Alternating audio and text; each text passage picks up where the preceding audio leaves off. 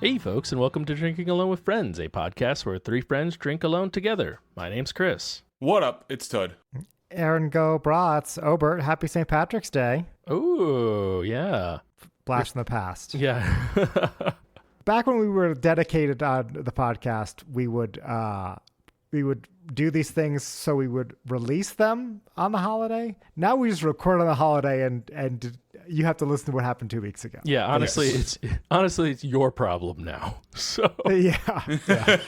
It's also Thank the Italians Day, because if it wasn't for St. Patrick, there would be no Ireland, and St. Patrick was Irish or was Italian. So thank you, Italians. No, that's, I actually had a bit, well, not a bit, more of a question I was going to say, which was like, do you, as an Italian American, you get Columbus Day. You have the holiday. But that's Columbus been canceled. Day. It's really been canceled. yeah, it's not a good one to have. Especially, I live in Connecticut on top of that. Like, it's really been canceled. The Indians made sure that was gone. But the thing is, there's a lot of Italians are Italian Americans in Connecticut. A lot more than there are in the West. I got to say that. New England, especially Southern New England, lousy with Italians. You can't, it's cultural appropriation for you to take St. Patrick's Day. But you can get your own holiday. But it's named after an Italian. But I don't care. It's our holiday. It's the Irish holiday. You can't. It's an Irish holiday that the Irish name, or that the Irish celebrate about the Italian who came and saved them from snakes. That would be like saying that that Passover is like an Egyptian holiday because Moses was Egyptian. I mean, if you really wanted to get technical with it, I guess technically this is how I get canceled. Yes. Listen, all I'm saying is if it wasn't for us Italians, y'all would either be speaking snake or get eaten by snakes. I don't really know how that works, but... So by this logic, then Easter... Parcel mouth. Easter's a Jewish holiday because without Jesus, who was a Jew, we wouldn't have Easter. So is Christmas, Jesus' birthday. Right. So okay. You could actually say that Easter is Christian because that's when he proved that he was quote unquote the Son of God, right? But Christmas was really when he was born as a Jew. So yes, Christmas is a Jewish holiday. Really? Yeah, they really should all be Italian holidays, I think. I mean, I think Jesus was born in the area that we now call the Middle East somewhere, question mark? Bethlehem, I believe, is the town. Oh, okay. So then where is that? In the North Pole. Yeah. That's why Santa's involved. Mrs. Claus, he's Mary. That's okay. Deep Christian lore. So is Jesus Santa or is he not Santa? No. Santa's his godfather. That's Joseph? Well, that's the Holy Trinity. No. There's the Father, the Son, and Santa. That's the three of them. He kind of fits into the mix somewhere. Joseph's the dad that stepped up. That's what he is. Right. It's true. Yes, happy Italian Savior Day.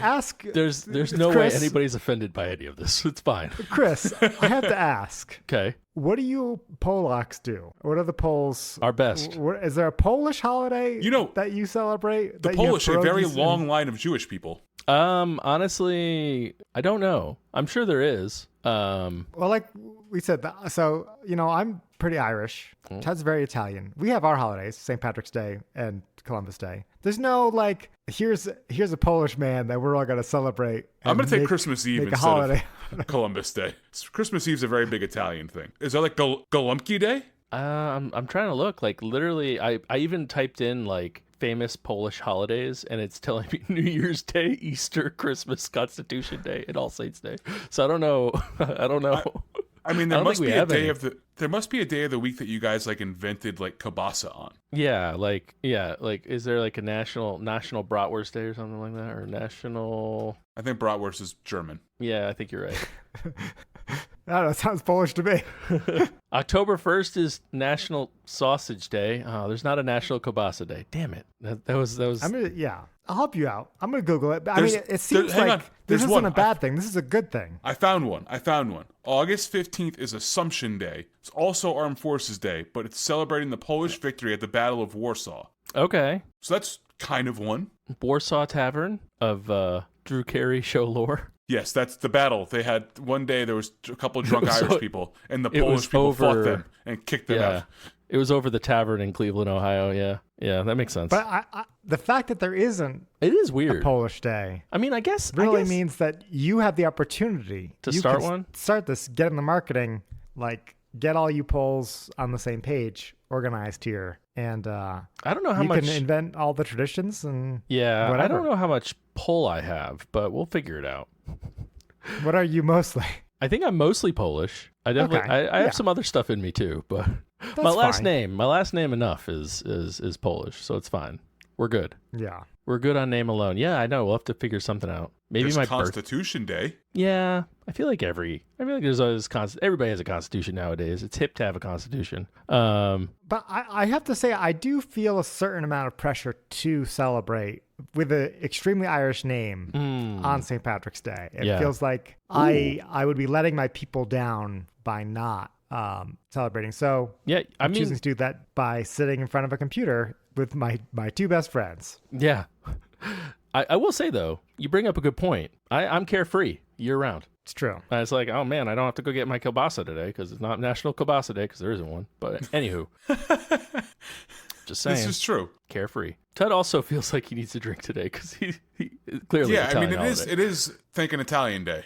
Well, I have to say that Chris also should be celebrating on Columbus Day because they share the same first name. So really, it's like I get St. Patrick's Day, you guys get Columbus Day. I mean, Chris gets the first name, and then Doug gets the last name. that's fair. Yeah, that's fair. Christmas. Yeah. I mean, if you say it fast Also, enough. Yeah. I mean, yeah. who's say it's not about me? No one knows. We just learned that was a Jewish holiday though. Well, I think this is all the more reason I get to celebrate today. So I'm going to celebrate by having some beers. Yeah. Yeah, with the Italian that saved your people. One my descendants saved your people from snakes. Saved is okay. Okay. We'll give you the snakes. I want to know how big were these snakes that like they needed somebody to rescue them? Because like when I see a snake outside, generally I just walk away from it. But like it sounds like you guys had a lot of snakes and like you weren't able to just say, oh look, there's one in the yard. I'm gonna go back inside. Like it seems like there was a problem. You'll have to ask Patrick. I'd move somewhere with no snakes. Come to Montana. We have very little snakes. We have a lot of snakes. It's like snakes everywhere here. Don't like it. Come to North Carolina. Come for the beer, leave for the snakes. Well, in honor of it being Thanking Italian Day, I think I should go first. Because, there wouldn't be Irish people if it wasn't for an Italian person. I think you're overstepping a little bit here. You're about to get your second holiday canceled here. It's okay. But it really, honestly, my people invented Ireland. If it wasn't for me, there'd be no Ireland. I think I get to go first. Do I hear any objections from the crowd? No, go for it. Cool. Okay. So, as part of, appropriating, my proper holiday and taking it back from my people, I'm going to drink a beer that was invented in the land that my people helped relieve of snakes. And this week I have a non-alcoholic Guinness that's, it says it was brewed at the St. James Gate, Dublin, Ireland brewery. But then I also have a normal Guinness that was brewed in America, because it says America on it, by my other people. So together, I feel like I'm really taking back Ireland in one foul swoop. Two fake Guinnesses at once. So for the non-alcoholic Guinness, just so you know, it looks like a normal Guinness can, except for it's got blue on the bottom and the top.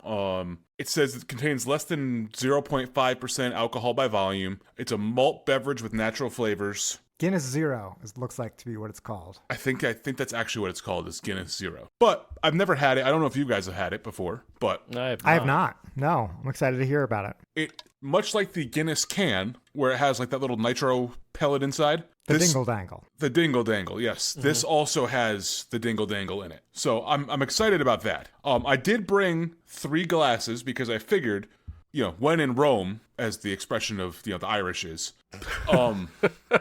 I will try them each separately, and then I will pour them together, and I will try them together. You're gonna mix them? Yes. Interesting. Sounds like I a don't good know. idea. I don't know about this. I don't know how to pour. I've never poured like half a can of Guinness at once. I feel like it's like a one pour. You only get one shot at it kind of thing. This is why your people had an island full of snakes until my people came. We're thinkers. You guys are drinkers. Okay, well then enlighten us then. If you think you're both a thinker and the drinker, let's see it. You guys ever seen that, as I'm popping this can, you guys ever seen that sketch by Family Guy of the Irish before discovering whiskey? I don't think so, no. It's like a futuristic society. Well, it goes way back. And like, the Irish were like super geniuses. And then they discovered whiskey and they became Irish.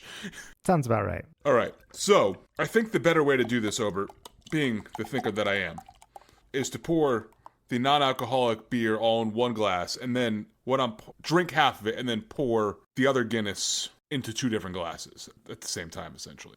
How did the NA one pour? It poured like a normal Guinness. It didn't do the nitro thing as much, like where it like filters up from the bottom to the top, but it does look like a Guinness. It's got a persistent head. It smells like a Guinness. It smells exactly like a Guinness. But the head is persistent. I don't have a Guinness glass, which out of all the beer glasses that I own and have forever owned, I don't have a Guinness glass. That is a weird thing to not have. So I'll have to solve that. I'll have to go to a bar and steal one. But let's try this out. It's beer 30, and I'm thirsty. I've been working like a dog all week long, so maybe something cold won't hurt me. Cause it's beer 30, and it's time to party. Yeah, baby. Huh. It fucking tastes like a Guinness. Like, exactly like a Guinness. Like, all right, hang on. We're not mixing the beers anymore. I gotta figure this out.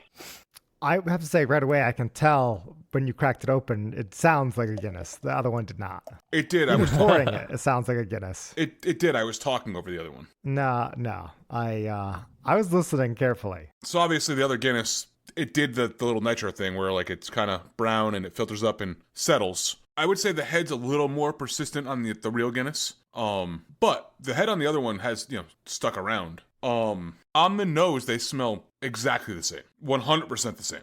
Real Guinness, smooth, kind of creamy. I'll say the NA Guinness is slightly more carbonated than normal Guinness. Like there are bubbles, which is, I guess there's bubbles in normal Guinness too, but it's not as pronounced. Like it's nitrous bubbles. These but are more. The Guinness America, what you keep calling real Guinness, has more of a smoother consistency. And yeah, it's definitely more. Guinness Zero is more like bubbly. Yes. Yeah. That's, obviously Guinness, real Guinness, or as close as we're going to get to America. In America, it's a Guinness. Oh, no, you could get real Guinness from the Dublin brewery. Yeah, you got to get like the foreign stout or the foreign extra stout, but they don't come with the when you buy it in the bottle like that, it doesn't come with the little nitro dingle dangle in it. Unfortunately, I don't think there's a way to get Irish Guinness in a can in America. I disagree, but we can move on.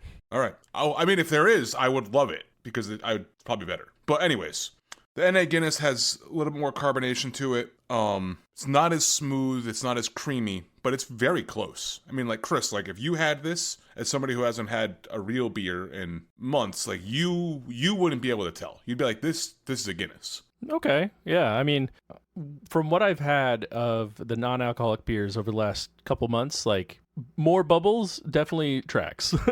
Because that's definitely been one thing that I picked up is there's more bubbles. But yeah, I mean, I was actually fun fact. I was looking for this beer today, and by looking for, I mean I went to one store and walked down an aisle and it wasn't there. So we would have been twins had I found it, but alas, I did not. I mean, if you happen to see it out in the wild, I even as somebody who's you're going to know the rate, like you can't bring it to the podcast, right? But you should get it because it's good.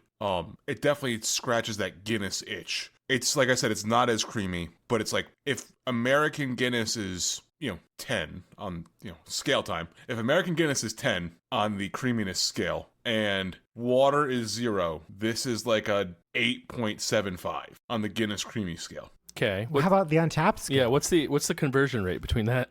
Yeah, Guinness so creamy... I think I don't know what, I mean, I have no idea what Untapped is I'm gonna give this I'll give it a 3.75. Okay. Solid, probably one of the better NA beers I've had.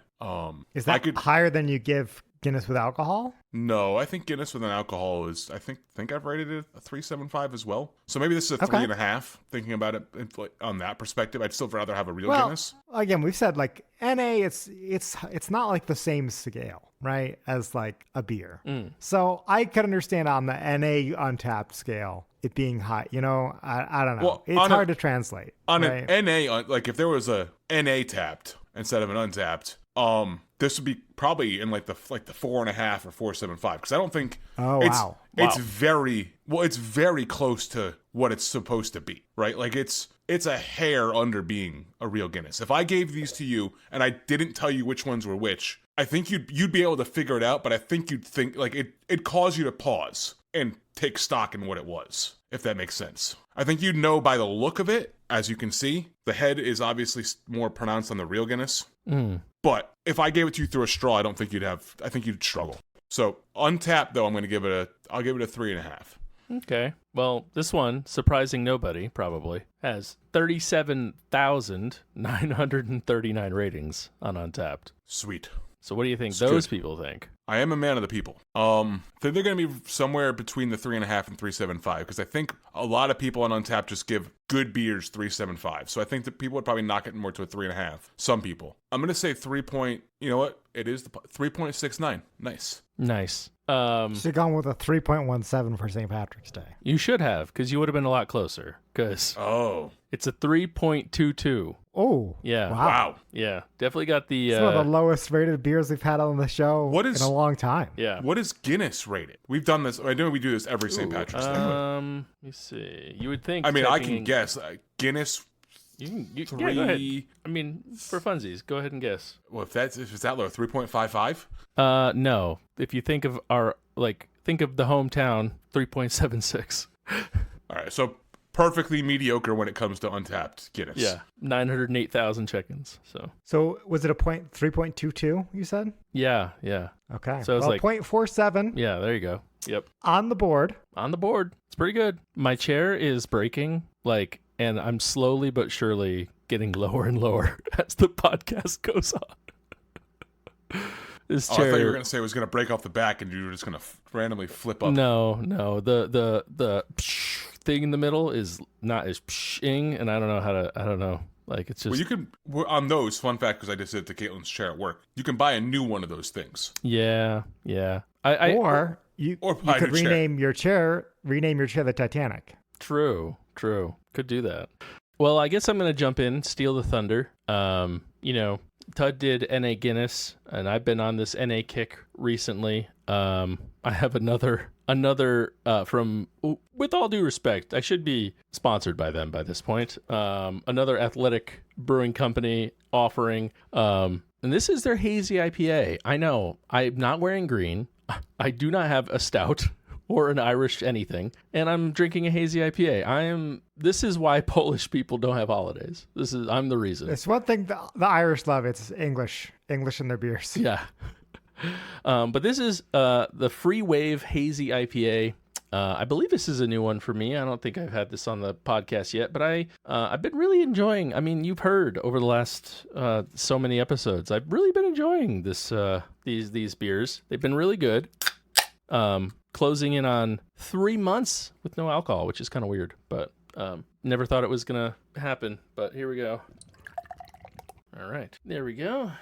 So I think I've talked about this before, but just smelling the beer, it has that non-alcoholic smell. I don't know how to say it otherwise. I've said it before. It almost smells like a brewery. Like when you walk into a brewery, you get the hit that hit of and the bubbles in it very big. They're very large, but it is hazy, nice and hazy. Soap sudsy. Almost. Yeah, it does. It is almost sudsy. I mean, that's there's some IPAs around here, some New England style IPAs that come out sudsy. So that's it's not off. No, not off. It's just different than what I'm used to, I guess. Just very big bubbles, and the head's almost gone already. Yeah, I mean, I get a hint of that non-alcoholic, malty kind of smell to it, but I get some hints of some tropical fruit in there. Oh, maybe some citrus fruit. Who knows? They're basically the same kind of fruit. We know this. But let's give it a try. Let's see what this thing's all about. So, Athletics Free Wave. And you're drinking, well, you know that you're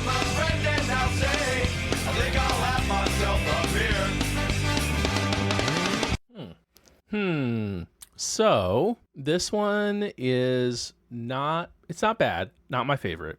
I would just want to start off by saying that. Definitely get some decent maltiness. However, I get like a lot of tangerine, like just like a heavy amount of tangerine, and it's very tart. It's got some tartness to it, which I don't hate. It's just different. It's not what I'm used to. Very little sweetness to it. Definitely has that like malty, grainy like aftertaste a little bit. Not the best offering from Athletic.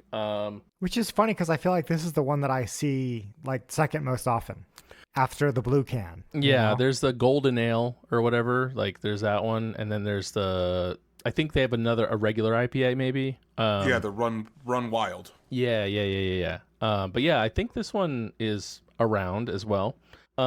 Second sip's a little bit better, but definitely heavy on tangerine. So like normally when I have these beers, I can't pick out which exact fruit I'm tasting unless it's in the name. But this one for sure, I'm like, goodness, this is very tangerine-y. I mean, I can definitely throw these in the mix. Got a nice hot day, you're gonna burn through a couple NA beers out on the deck or something. I could see you throwing these into the mix. Probably not one I would go back to. Wouldn't turn it down if someone offered me one, but yeah, I'm a little underwhelmed by it. Not terrible, just not the standard that I've come to expect from Athletic. Fair. So because of that, I'm gonna be harsher than normal. You know me, the bad guy of the pod. That's what they call me, bad boy of the podcast. I'm gonna give it a 3.25. I think they could do better. They could do better. I think it's I think yeah, it's not bad. Could do better. Expected more. I'm not mad. I'm disappointed. Yeah, you know what they're capable of. Exactly. You can see that sponsorship of I know Athletic it's gone. flying It's out the gone window. now. It's gone now. You know what? He's got integrity. Now that I think about it, though, like the best beers I've had from them have not been their IPAs. So I wonder if it's something about like an IPA that's hard to do. Like all the stuff, like their stouts have been good, or their dark beers have been good, like their sours have been good. So I wonder if it's like IPAs or maybe lighter beers are harder to like. You can't mask stuff as easily. Maybe I don't know. The review I got of their Oktoberfest back in September, October time was that their Oktoberfest tasted really good too. Yeah, see? So I wonder if it's something about maybe the lighter beers are harder to, I don't know, maybe it's hard, you can't hide in a light beer, I guess. So I don't know, we'll see. Wonder if Untappd agrees. Well, I have it up. I have it here on Untappd. I have, there are 21,425 ratings of this Holy beer. cow. Okay. I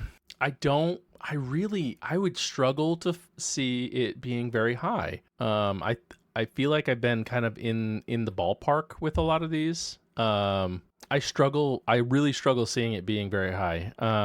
21,000 is a lot too. So, I don't know if it's going to be that low. I don't know if it's going to be that low. I was going to say, maybe I'll do the 317 guess, but I have a feeling it's going to be like, give me all threes, 333. Just give me that. Okay. Like, I don't know. Third of a 10. Yeah.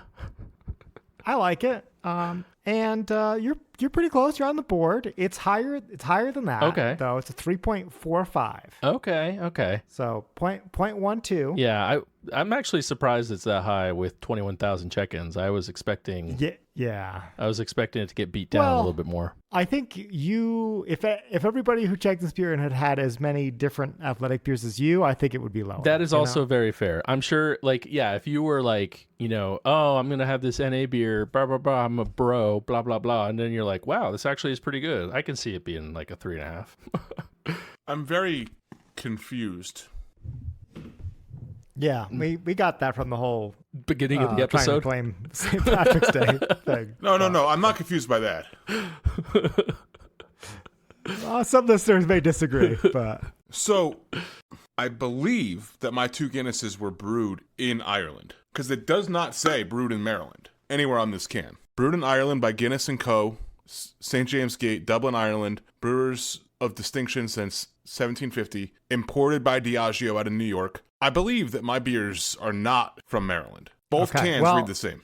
I heard about 12 minutes ago that you thought it was impossible to get Guinness of Ireland here, so I know. I might be agree wrong. You are sounding confused. And it's got the only reason I noticed is it had the nutrition facts. And I know that that's not a thing that we do here, but I know it's a thing that they do in Europe. So I was like, why the hell does my Guinness have a nutrition label on it? Well, feeling vindicated, I'm going to go get my beer for tonight. Yes, it did come from the land that my people saved from your people. Okay, well, in solidarity with Chris, I figured we should do one episode where we all have an NA beer. I was going to say one NA episode, but Ted already has had an alcoholic Guinness, which I think is fair to compare the two, right? I think it's the best way to do it. I also have a non-alcoholic version of an alcoholic beer. I don't have the side-by-side to compare, but I have some of your favorites, the Deschutes Black Butte, or Black Butt, as Ted likes to call it, a non-alcoholic version. The Black Butt. Yeah. I saw this one, immediately thought of you for multiple reasons, Chris. I know that the anniversary Black Butte is one that we look forward to as a collective every year. And figured I'd try this one out. So I was like, this one I got to have on the podcast when we're doing this whole NA series. So less than 0.5% alcohol, and there's not much else to say. So we'll dive in. All right, so I poured it here. I think the more we do these NA beers, the more I know what to look for. And at this point, I'm like, this is looking like a pretty standard dark NA beer head. I know what you're saying. I immediately get the brewery smell, Chris. Yeah, right? The unfermented malts. Yeah. Yeah, there's just something about that smell that just transforms once you ferment it. And it's funny that the NA Guinness did not have that smell. Yeah. But yeah, it definitely smells a lot more like roasted malt in the just the way that it smells in a brewery than smelling differently in a glass. I don't know how to describe it unless you've tried it yourself. Almost a little sour, maybe. I don't know. I do get a little chocolatey on the nose too, but that's died down. So let's dive in here. Cheers. Cheers. I like beer. It makes me a jolly good fellow. I like beer. It helps me unwind, and sometimes it makes me feel mellow. Makes him feel mellow. Yeah, sour or bitter might be the best words I have to describe this. I don't think this would pass Athletics muster. I think they have the magical secret sauce of NA beers that is what makes them so popular. Deschutes, I love you. I appreciate that you're doing an NA Black Butte, but I was really hoping for a little bit more. I'm bummed. I'm not going to lie. Yeah, that's disappointing. Yeah, it really tastes like somebody tried to, like an unbaked cake. Like I got the flour in here, I got the eggs, I got the sugar, and I can taste all those things. So it's cake batter. Yeah, maybe but not even really mixed that well. Because I can taste all the components of the beer, right? I get that hop bitterness, I get that maltiness. Obviously don't taste the yeast because there is none. It just doesn't feel like it has been in the oven for 375 for 25 minutes or however long you bake cakes for. I don't know. I got 5 more of these. Yay. It's a nice little chocolate malty snack, but it's have you guys tried the Impossible Burger? I have not. Like the fake meat thing? Yeah. Yes.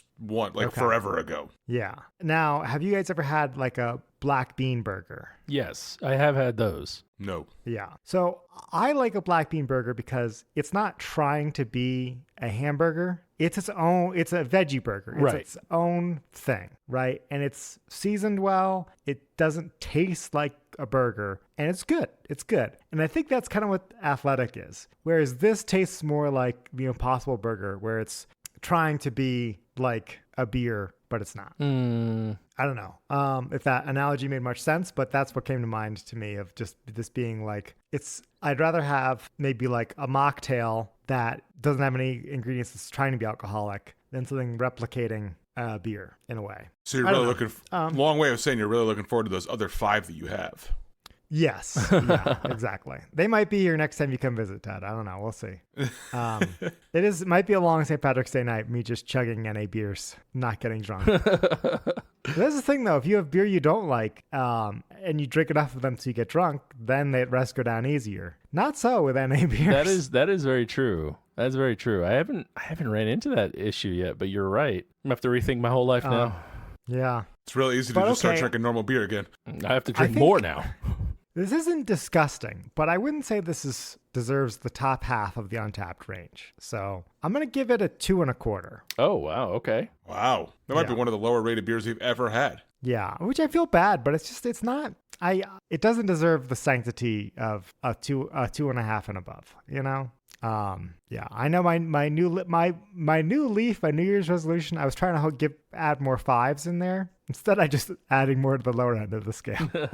Hey, but at least you're not doing 3.75s. It's true. That is true. So on Untapped, what do you think the other 2,003 people who have checked this in think of it? A 3.17. You had to guess it. I had to go there. So much higher. Wow. Really? Yeah. I'm closer than you were. So it's 3.64. Good job, Deschutes. All right. Wow. I should have gone with a 3.76. All right. Well, our point goes to Chris this week. Not a single of my Untapped friends have ever had this before. Well, until now.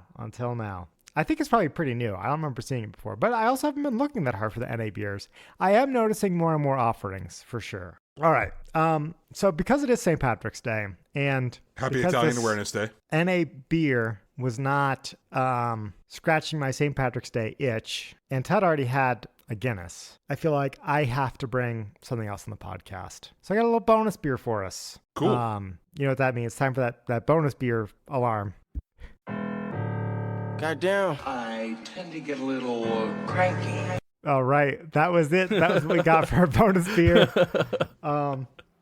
This is continuing my saga from that bottle shop I mentioned that I was at up in Alberta a couple weeks ago. And I bring to you a very tiny can. Oh, it is a tiny can. Very small. No, that is adorable. Yeah. It's temporal occultation. I thought it was occultation. No, occultation. A blend of stock ales aged in a variety of second-use barrels from the Void series. Brewed to be a strong, flavorful beer with light barrel character and firm bitterness. 250 milliliters. So I don't know what that is in freedom units, but it's got I can't tell if this was supposed to be more of the logo and it was faded away or just like there's like a really faint white circle here. I guess that's like the solar eclipse, maybe the occultation. I don't know, but little 1/4 liter beer here for me. Trying to come up with a better sound effect over it. You really threw me for a loop, but I don't have one. It's okay. I think that's what's so fun about it, is just throwing you for a loop and seeing what you come up with. Interesting. This is from Vancouver. It's Canadian, so they don't have the, like European style, they don't have the nutritional facts, but they do have the ingredients. Barley, water, hops, and yeast. That's all you need. So T-Rex test. Oh, you're they safe. Got the name right. You are blotting out the sun with this beer. If this beer was going in front, you'd be 100% eclipse. Need your glasses, everybody. On the nose, it smells a little resinous, a little dank, a little just like a strong beer. That barrel smell isn't the right word, but I think this was only 10% ABV, but it smells like it's in the teens. Where's the alcohol on here? Did I mention it? 11%. Ooh. Oh, and it's an ESB. Maybe that's the smell I'm getting. The extra strong beer. I mean, yeah, a little bit of like if you've had, what is the Bigfoot, the barley wine from Sierra Nevada. Reminds me a little bit of that. Yeah, just like a strong barley wine smell. Well, at 11%, I mean, by drinking the Black Butte and this, you're basically averaging out to like a nice little like 6%. Yeah, especially this being the small can too, you know. All right, cheers. Cheers.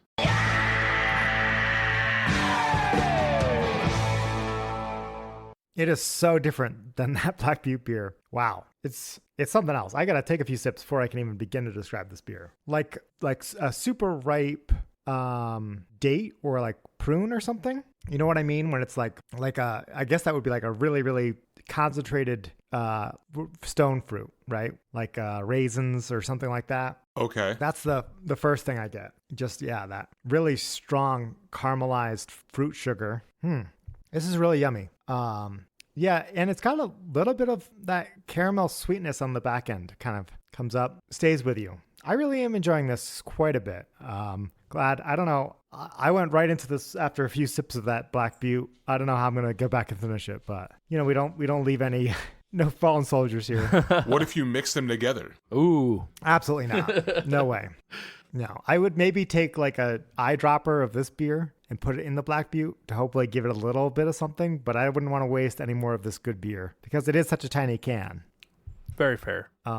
Yeah, really enjoying it. I mentioned tastes a little bit like a barley wine, but it is, they do call it an ESB. It is a sweeter beer. It's unlike many I've ever had. We opened the show, we were talking about the Utopias. It's not that intense and concentrated, but it does have a lot of those similar brandy-like flavors, I'll say. But it's a much more mellow and mild than that intense Utopias flavor. I like this one quite a bit. Not 5 territory, but this is a 4.0 for sure. It's quite good. Nice little mini Wow. one. Yeah. I thought for sure you were going to be higher than that. I thought you loved this beer, so I'm a little shocked by the 4. Well, it is really unique. Canadian. That's one of the things that I really appreciate about It it. gets the negative because it's Canadian. The negative Canadian loss. Conversion. Yeah, well, yes. On the Canadian Untapped scale, this would be like a 4.6. But then in the U.S., once you convert it, Yeah. it's only worth 4 points, 4 bottle caps. Makes sense. No, it's just, this would go really good on a flight board. It's one of those kind of beers where I'm glad they sold it to me in the baby can because I mentioned it's quite sweet and the brandy-like flavor. If you had 16 ounces of this, I think it would be a lot to finish, but just as a little taster or something to complement your meal, this is great. But I wouldn't want to be pounding back more than that. So that's why it only gets the 4. Gotcha. So we'll play the game for fun. Chris gets the point, but I want to at least see how I can do. Well, it's got 201 ratings on Untapped, so not many. Okay. Basically brand new. Yeah, I'm gonna guess like a 1.3, and then I won't lose a point because this doesn't count. No, I think they're gonna like it. 201. I wonder if they're giving it bonus points for it being in little baby can. Because I've never seen one of these before. That was part of the reason I picked it up too. You see a can like this in the store, you're like, I gotta try it. I gotta bring that home. Points. It's such a good size. Like I wish other breweries brewed some beers in those cans. Just so like sometimes you don't want a whole 16-ounce beer or a whole 12-ounce beer. Like it'd be nice to have like a, what is it, like 8 ounces roughly, maybe 6. We'll never know. We can't. The math is it's beyond our comprehension. But whatever 250 milliliters is in ounces, yeah, I guess that would be 8.5, 8.45 or something like that. But Let's look it up. 250. I think, it would be cool if you could get like if breweries offered, like, we talked about this before, how you like going in and you're like, how many, get a flight board of all the beers they have, if you and your wife go in, you each get a flight and try 16 beers. It would be cool if breweries sold like 10 packs of these 8-ounce cans with just like all of their offerings, That would be cool. As an advent calendar of something like this. That would be sweet. That'd be really cool. Yeah. But okay, I think they're going to like it. I'm going to say 4.10. You're exactly right. 4. Oh, no way. 4.10. Perfect score. That's awesome. 4.10. Nice. Dang. Awesome. That it's well deserved for this beer. I'll say that. Yep, exactly. I do Dang. think Can't that believe means I you got get it. the point over Chris. I think we've established this in the past. If you get a second beer right, you kick the other person You out. get the exact score. Because if you would have been one off, we also established that you lose a point. So like, 1 point. Yeah, 1 point off. Like 1.0 off. yeah. But that's just any beer. I don't understand. He even said he said that I get the point. I don't know what to tell you. I'm okay with both of us getting the point, honestly. Like, honestly, I'm fine with that. I think he gets it. As long as we notate that it's a pity point. A pity point for getting it exactly correct. Yes, exactly. The second time. I feel like I should argue for myself here, but I don't know. I did throw a disclaimer. This was just for fun. Because I feel like getting 2 chances at it is not really fair. We didn't let Todd guess on regular Guinness. It's true. But I did get it exactly correct. You did. Also true. You did get it exactly right. Listeners, write in. Let us know. We'll put a poll in the Discord. We haven't done that in a while. I'll be voting that you get the point. I think we both get points. I think you get it, but yours Chris is notated that it was because of my generosity. Because that's what today is all about. Today is all about the Polish giving the Irish points and yes, they're due. Again, an Italian comes to the savior of the Irish. You know what? We're gonna put a poll in the Discord. Ober doesn't want the point one, anymore. You get 3. There's 3 things you could vote for. Option 1 is Chris gets the point. Option 2, Obert gets the point. Option 3, they both get a point, and on Obert's point, you have to make a special note that is only because Chris is being generous. I think those are the 3 options. Those are pretty good options. Those? I just want to say 4, Todd gets the point for being a generous Italian to the Irish guy. We'll put that in there too. We'll give I'm sure that that'll as a 4th definitely get a option. lot of votes. Everybody needs a none of the above. Every poll needs one of those. You know? I can't wait till I win this. Yeah. I'm going to create 10,000 Discord accounts and go vote for myself. You got to put the point in limbo then. It's a limbo point. I did. I put 2 question marks on the board. So it'll be resolved. It'll be resolved before next TBD. episode. Yeah. Oh, man. This beer is so good. It's such a good way to celebrate having this exactly correct score, is having to drink this beer. It's so great. Well, here after 5 beer reviews, I think it's time. We head over to the Frosty Mug of Wisdom. Honks withheld for now. You'll get your honks next episode. We can honk the Italians, though, for saving the Irish. On St. Patrick's honk Day. is one verb you could use. But regardless of points or not, we will get to hear Jordan. So, Jordan, take it away. Test your handle. Test your handle. Test your handle. Test your handle. Mug of Wisdom!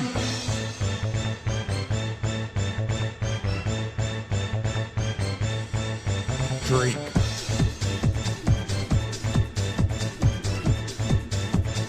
Mug of Wisdom!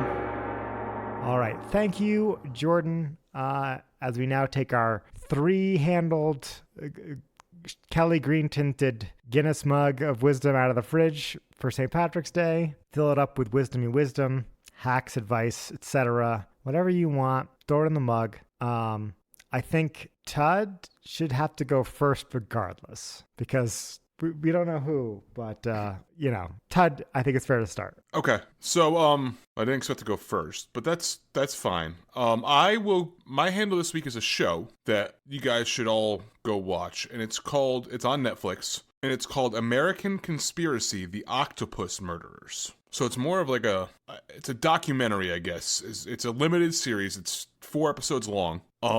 It's about a photojournalist in 2024/2025 named Christian Hansen who discovers this weird case that happened with like a journalist who died under mysterious circumstances in 1991.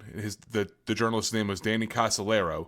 While he was investigating a major political conspiracy theory that involved George H.W. Bush, Ronald Reagan, plus a whole bunch of CIA people, plus a casino/Indian reservation out in California, and a software that the CIA was installing a back door to and selling it to other governments around the world as a way for the U.S. government to spy on their allies. It gets really interesting because at the end you're like, what the hell? What the hell is happening here? And to my conspiracy theorist mind, this is very intriguing. Because this is nonfiction? It is nonfiction. Okay.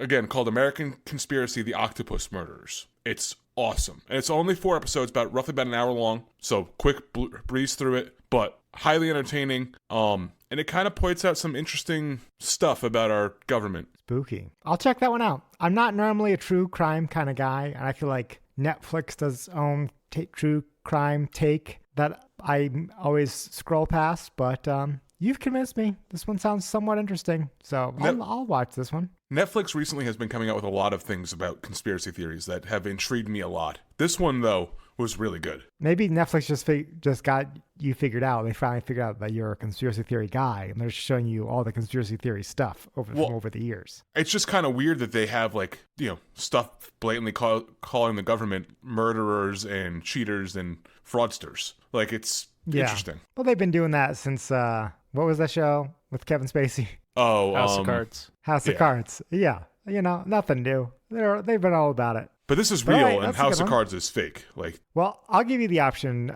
Chris, do you want to go second or third? I'll go. I'll actually go second. I actually have something. You have progressive. You're still getting lower. No, I know. How much lower can this chair go? I think this is about the bottom. But also, when I stand up, it raises back up. So I just have to stand up to reset. Got to reset. So I actually have a snack hack for you guys. This was my favorite kind of hacks. This was told to me by a coworker, and I finally got around. Snacks. What's that? Unlimited snacks. No, not that kind of snack. I was talking to a coworker, and I was as I don't know.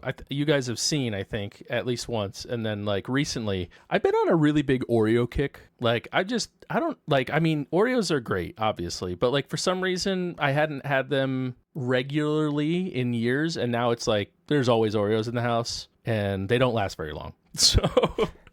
There's an asterisk next to always, and it is the asterisk until they're gone. Until Chris finds them. Yeah. So I was talking to someone at work, and I was like, "Man, I don't know if you've had Oreos recently, but they slap. They're real good." And he says, "Do you have an air fryer?" And I was like, "Yes." And I was like, and he's like, "Do you like deep fried Oreos?" And I was like, "Of course. Who doesn't?" He's like, "What you do is you take like your tub, those tubes of biscuits, and then you cut like a Pillsbury biscuit, yeah, or something along those lines. Pick your favorite, I guess. And you then wrap them around Oreos, throw them in the air fryer, and you have easy, low maintenance Oreo, like deep fried Oreos, just from home." Interesting. I made them for the first time tonight because I forgot that I bought biscuits, and then I remembered when I walked through Walmart today. So, but I bought them for the first time. I made them for the first time tonight, and they're really good. I will say, don't make the mistake I made. I didn't measure. I like ripped the biscuits in half because they're big biscuits. And then wrapped them around the Oreos and fried them. Too much biscuit to Oreo ratio was off. So I would suggest going quarters or maybe thirds. If you were to do this, cut them into the quarters or thirds, wrap them around, maybe get yourself some, if you want to get fancy with it, you can get the powdered sugar, or if you want to melt some chocolate, dip in melted chocolate, you could definitely have some. But if you ever go and you're like, oh man, everybody loves fried, I think everybody in America loves fried Oreos. So you're like, oh man, I love Oreos, but they're just not enough calories. Yeah, they're just too healthy. Not bready enough. It's a health food. Yeah. But I'd give it a try. If you like them and you have an air fryer, give it a try. Treat yourself to a fare in your own kitchen. Is this like a Pillsbury Grands biscuit, or like the crescent roll, or like just biscuit? I don't know. I guess I don't know what normally you get in the tube, or like the right one to buy. Right. That's a good question. I personally wouldn't do crescent roll because that's more flaky than I think I want. I went with like a Southern style biscuit. Now I got the jumbo biscuits, which again maybe a smaller biscuit size would be better. You want them skinny biscuits? Yeah, I think that might be better. It might give you a better. But I mean, they're still good. It's just I wish I had more Oreo to my biscuit. You got too much biscuit in my Oreo. But they're really easy to make. You throw them in, you wrap them up, throw them in, and you have fried Oreos. It's pretty good. So maybe melt a little peanut butter too, so you can dip them in chocolate and peanut butter. Ooh, yeah. I'm one for peanut butter. I'm here for it. So a little Nutella, maybe. Oh yeah, there you go. Another Italian thing. Maybe to solve your problem, you could double them up. Put 2 Oreos stacked, then wrap them. Maybe. And then the ratio might be a little better. That might work too. Or Oreo double stuff Oreo. I don't know. I was having a hard time like making them, wrapping them, but I wasn't like, I was just flattening them out with my hands. I wasn't using like a rolling pin or anything like that. I'm sure you can get real fancy with it. That was not my intent today. No, this is definitely the simple approach. Oh yeah, I like for sure. But yeah, I'd give it a shot. Don't knock it till you try it. I enjoy it. So I like the peanut. The more we talk about this, the more into it I'm getting. I'm not gonna lie. I'm already scheming over here how I'm gonna try this. Yeah, you guys are gonna have to let me know if you guys try it out. I was gonna say, wouldn't it just be easy to make, not a baker, but couldn't you just make like your own like dough? I mean, you could, but I know slightly more, maybe one or two more steps, but one of the steps doesn't include going to the store. I mean, if you have everything to make dough at home and you want to make dough and then chill it, I guess you would. I don't know if you could just. I guess you could. Just make you could, yeah. Now, but I think at that point you might as well make Chris a cake. Wouldn't it be easier to just make your own Oreos? Just whip up some frosting, make those little chocolate cakes. Easy. Get them perfect Oreo. I couldn't think of a harder thing to try to make at home than an Oreo.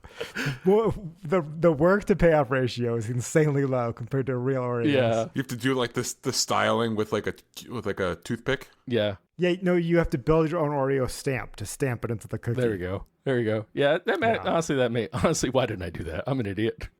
Yeah. All right. Well, I'll finish it off here with I was gonna do a movie, but now I feel like I have to do a dessert because I had that as another handle here. I'll transition by saying, speaking of a snack hack, which is what you're talking about here. The hack is my handle this week is a cheesecake recipe, which I will put in the show notes. I'll describe shortly. But the hack is when you have leftover cheesecake or pie or whatever, and you have your storage container like a Pyrex or Tupperware or whatever, flip it upside down, put the cake on the lid, and then put the glass or plastic on upside down on top of it. So you're not trying to like awkwardly fish the dessert out of the container later. It's already like on the flat surface. You can get your little fork or spatula in there. Like worked out pretty good. Snack hack, little mini handle for you. I see that. Yeah. So every once in a while I get like a wild hair to make an insanely complicated thing that requires a lot of effort. And that was this cheesecake recipe that I'm going to describe to you right now. It's on... Is this the one that you made on Pi Day? Yes. Well, I baked it on Pi Day. It took like 4 days. It doesn't need to take 4 days, but it did take 4 days, 3 days for me, because this is from the Serious Eats blog or web recipe, whatever you want to call it. And I used the baker's name is Brave Tart. I used Brave Tart's cheesecake recipe because it was like, one of the best, they claim. Some of the key ingredients are they used toasted sugar. So you take sugar, you put it on a baking sheet, and you put it in the oven for a couple hours, and it just starts to caramelize, and it ends up having this really deep flavor profile, which I really enjoyed. But that was one of the days that it took. And then the other key ingredient in this recipe is actually some goat cheese. It's like 11% goat cheese by weight, which doesn't impart any goat cheese flavor, but it does change the texture and consistency of the batter to make it a little creamier. And then some cheesecakes, you use a water bath in the oven where you put like a baking sheet with water and it steams the oven and keeps it at the right temperature. This doesn't do any of that. You basically blast it with high heat first. Put the oven on 450, you bake it at 450 for 20 minutes, and then you open the door of the oven, let it cool down to 250, bake it at 250 for like an hour, and you end up with that 450 gets the top of the cheesecake, it like puffs it up and gets the top all browned, but then that long bake at 250 gets it the perfect temperature and consistency, and there's no cracks on the top if you're someone who cares about all that. Pretty complicated for a dessert, I won't lie. Little more effort than wrapping Oreos and biscuits, but I saw this recipe and I couldn't get it out of my head. I read it and I was like, oh, that sounds really good. And then it was like 2 weeks later, I'm like, I still really want that cheesecake. And here's the thing, where I live in Northwest Montana, we don't have things like good cheesecake or cannolis or like good pizza, right? These are things that I haven't made the cannolis yet, but like there's some things that I'm like, I really want the world's best XYZ, and the only solution is to make it yourself. So I did this. Seems like you need an Italian to better. come to Montana and save the Irish this time. Seriously, too. we do need some more Italians to bake stuff here. Always And also, saving the Irish. Also, open up a grinder shop because there are none of those here either. But I'll put the recipe in the show notes, and it is one that has like if you were to print it out, it would be like 3 pages of prologue before you get to the steps. Well, those 3 pages are like just more like the steps described in depth. So like reading through the first part of the recipe, you're like, okay, now I see why this is so good. And the piece de resistance of this cheesecake. Normally cheesecake has the graham cracker crust on the bottom. Yep. Instead of graham crackers, this is the Biscoff cookies you use instead. Oh, okay. That little touch really elevated the cheesecake. So for someone who's never made a cheesecake, someone who has made a cheesecake and maybe wants to up their cheesecake game, someone who thinks that they have the best cheesecake recipe ever and is interested in a cheesecake off with a different recipe, all good reasons to maybe make this cheesecake. Could you make the it might crust? take you. Could you make the crust with Biscoff cookies and Oreos? I don't see why not. I don't think you'd want the cream. You'd probably have to have Chris to like lick the cream off all the Yeah, I was gonna say first. you scrape the cream and put it aside. Use that for future recipes. Yeah, I mean, I don't think there's any laws against combining Biscoff and Oreo cookies. It's not like a kosher rule. You can mix both cookies on one crust, I think. Maybe put the frosting, take the excess frosting and put it inside of a biscuit and then bake that, and then you have like a cream puff. Yeah, Maybe. that's true. From your dessert from the night before. All right. Well, anyway, that's my handle. With that, we'd like to thank you for listening. We'd like to thank the brewers who provided today's beers. I'll thank Guinness, I guess from Ireland, for both Guinness Draft Stout and their Guinness Zero. I would like to thank Athletic Brewing Company for their Free Wave Hazy IPA. And I'll thank Temporal Artisan Ales for their occultation, as well as Deschutes Brewing for their non-alcoholic Black Butte. Please make sure you head over to social media and follow us everywhere at DAWF Podcast. Also, make sure you hashtag follow the email at dawfpodcast@gmail.com.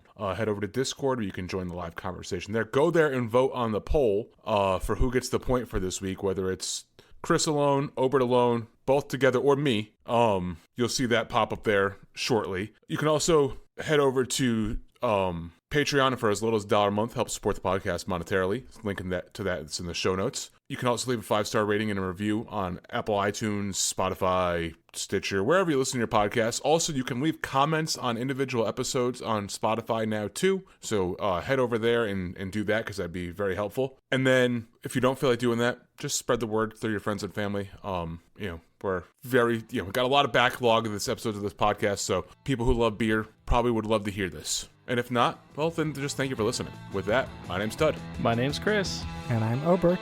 And remember, if you're drinking alone, do it with friends. So, Tud, you didn't have a dessert handle for us this week. I didn't get the memo. Yeah. I mean, I'm also not a baker, so I don't even know what I would do. I mean, you don't have to be a baker to put Oreos in an air fryer. This is true. It's very true. This is true.